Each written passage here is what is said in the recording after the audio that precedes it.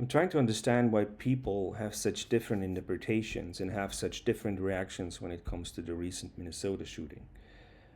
It's a bit surprising to me because if you look at the event itself, it's not endlessly complex. It's not like rocket science. It's not like there are a thousand of things that you would have to know about it to have the proper estimation of what actually transpired and what occurred. The basic facts that you need to know are actually just a few, and yet people are so extremely diverged when it comes to evaluating what happened there and when it comes to their emotional reactions. So one thing we can do when we just want to look at it as just an empirical, observable fact, one thing we can do is just imagine yourself to be in that situation. By doing that, imagine you are the driver of the car, or imagine yourself to be the shooter. By doing that, you basically do away and strip away with subjectivity.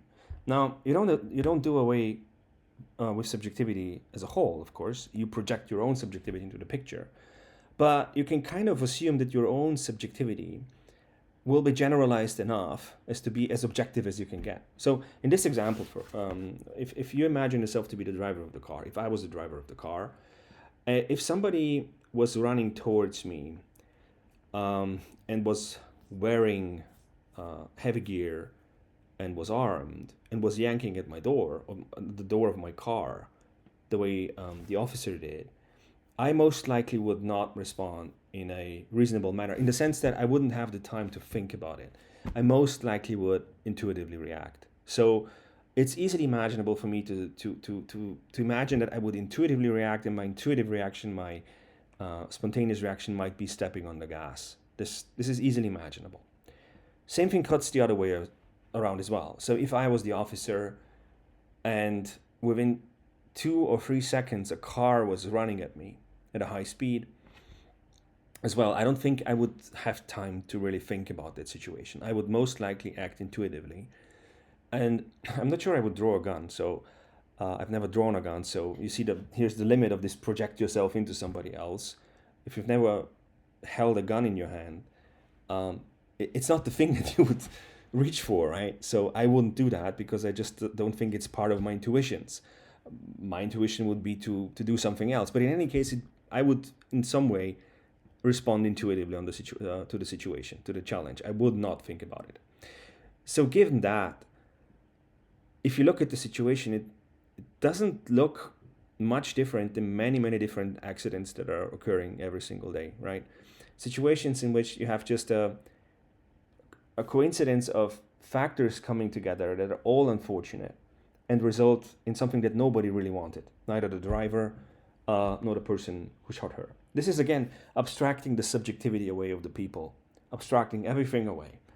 And you could add a few more details, like for example, in which direction was the car moving, in which direction were the tires actually showing, and what speed was she moving, and stuff like that. But at the end of the day, it really doesn't make that much of a difference because from all of those observations, you still don't come to a clear conclusion that it was anything else but one of those most unfortunate situations where the end result is something that nobody really wanted. Even the guy swearing, I think, I'm not sure this is real, but I saw someone making the point that the officer actually swore after he shot the victim.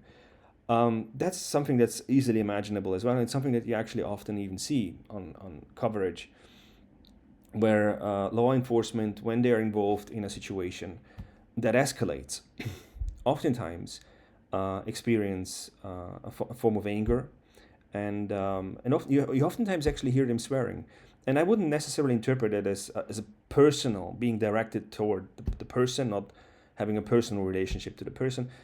I can easily imagine that being an expression of you not wanting the whole thing to escalate to that degree, and actually being angry at the person for letting it escalate to that degree. That such a horrible event actually occurs. This is for me easily imaginable. So I could easily imagine myself being in a situation where I intuitively act in such a way as to harm somebody else, and then being angry at the person for having, from my perspective, caused this event, this escalation itself, and not having de-escalated from the start. All right, I could easily imagine that. So this itself, even that, doesn't really significantly change the picture. So what makes the difference here? Why don't we just treat this as an accident? Or why don't we just treat it like an earthquake? People oftentimes say that they respond emotionally to the suffering of somebody else as a human being, so that there is this human-to-human relationship, and that human-to-human relationship is that which triggers our emotional responses. In this case as well, people have been arguing they have an emotional response because they saw what happened to another fellow human being.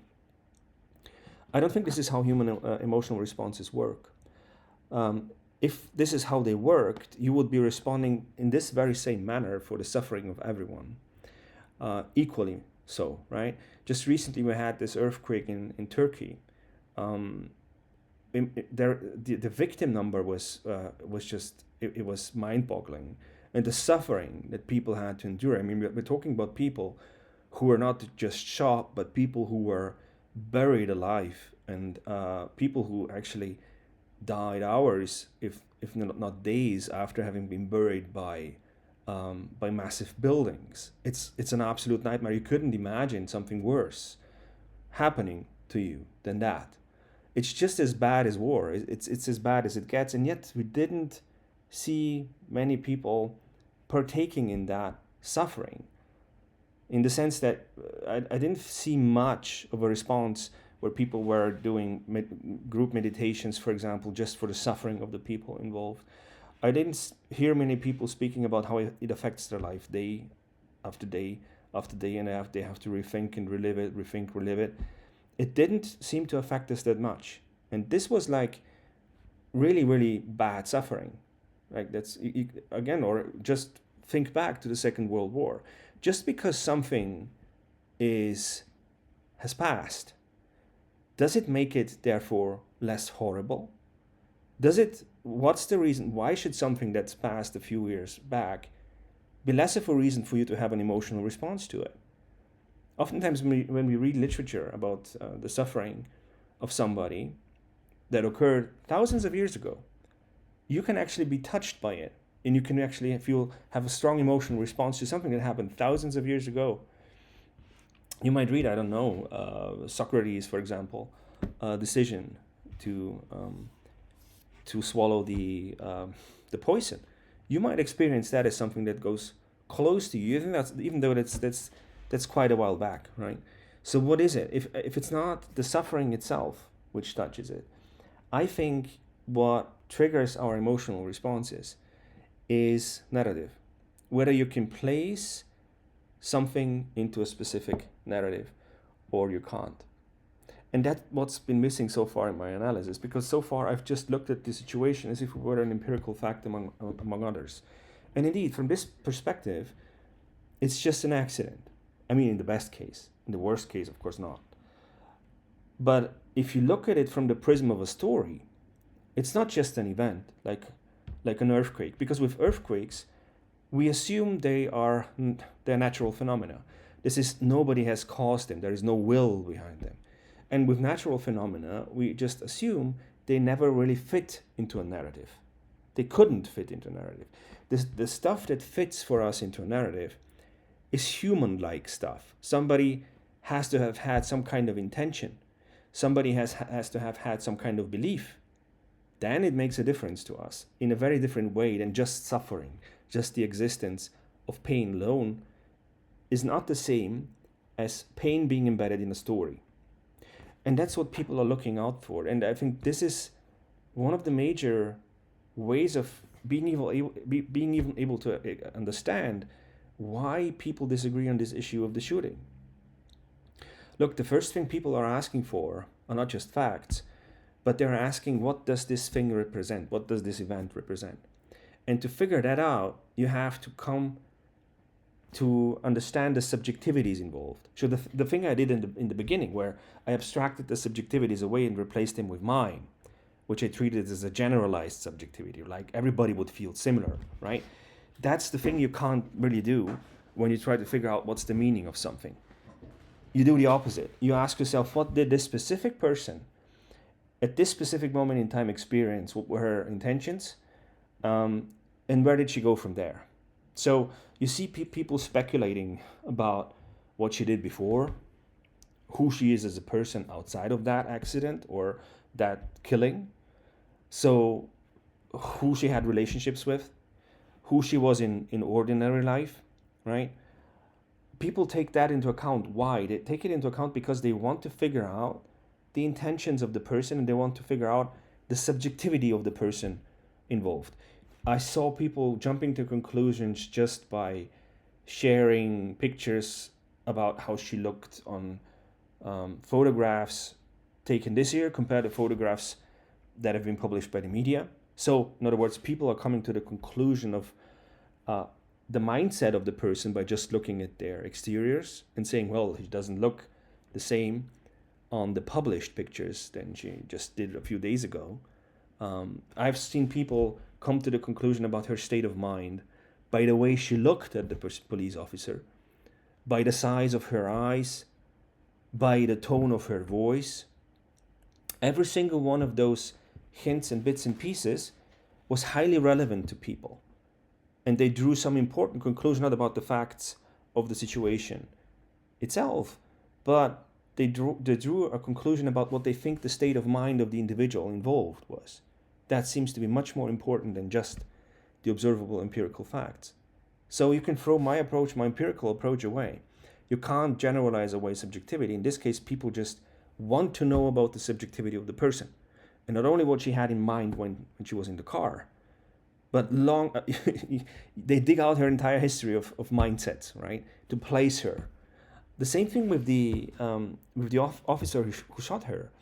People, from really small hints and pieces, from the way he walked, for example, from the way he spoke after the incident, they built entire stories around what was going in a person's subjectivity.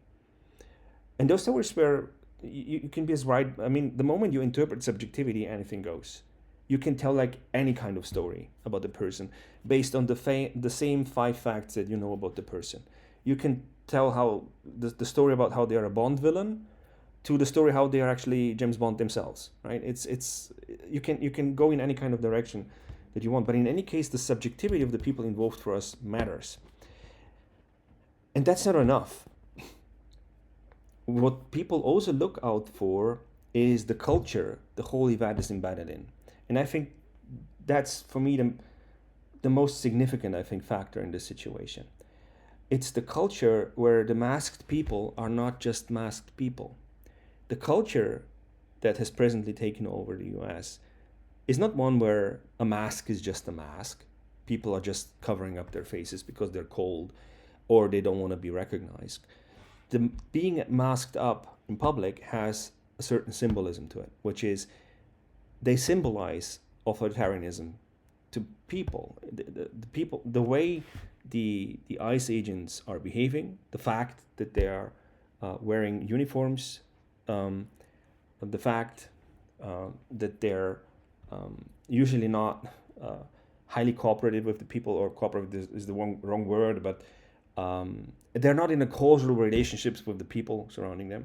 All of those are interpreted as expressive and signs of the culture being moving towards fascism. This is what one side of the story experiences, and this is what one side of the story sees to be real. And all of that is also connected to the kind of language that is being used in the broader culture. So the way, for example, the authorities spoke about this event after it occurred, I can't remember their names, but they were using language that was itself already highly polarized, in the sense that it already was narrative in nature. It was not all encompassing, but was telling one very, very specific story. And as usually with stories, a story excludes other possibilities. A story is a very specific line, if you want, through which events are being filtered and along which events are moving. So when the officials are telling their stories are polarizing in the sense that they are blaming somebody for the whole thing. For example, I think she was called a domestic terrorist by some of the officials. Other ones just said it's her fault, and it's just her thing. Even though, again, we spoke about this, It is a difficult situation to estimate, but in any case, they present stories which obviously blame one side and totally excuse the other side. And that's what people know, and that's what people hear, and that's what people read the event against. They don't see it as an empirical event, but I ask the question, how does it fit into a specific narrative? And how does it fit into a present day culture? And the culture itself is so divided in the sense that the dominating narratives are so divided from each other that they actually don't just tell different stories, but they represent different sides in a cultural war. So identifying with one story and saying this story speaks to me, while the other one being rejected and not finding the other one really relevant or interesting, already expresses your solidarity and your commitment to one side in the culture war. And I think this is what people are reading the purely empirical event of this killing against. They're reading it against the background of their own entire culture. And that culture has been generated through language and language use. So language is here not just there to describe things. It's not just there to point to events, but it is there, it's being used to actually create stories, to create a specific style of speaking, style of thinking, and to create a narrative which is then opposed against the counter narrative of the other side. And this is one thing that people have been warning about when it comes to Trump from the very beginning, that he is not willing or that he is not capable of using language that can actually embrace all Americans. He is not capable of using a kind of integrative language that can actually cross the boundaries of individual narratives and self-interpretations and embrace them all in something that's bigger.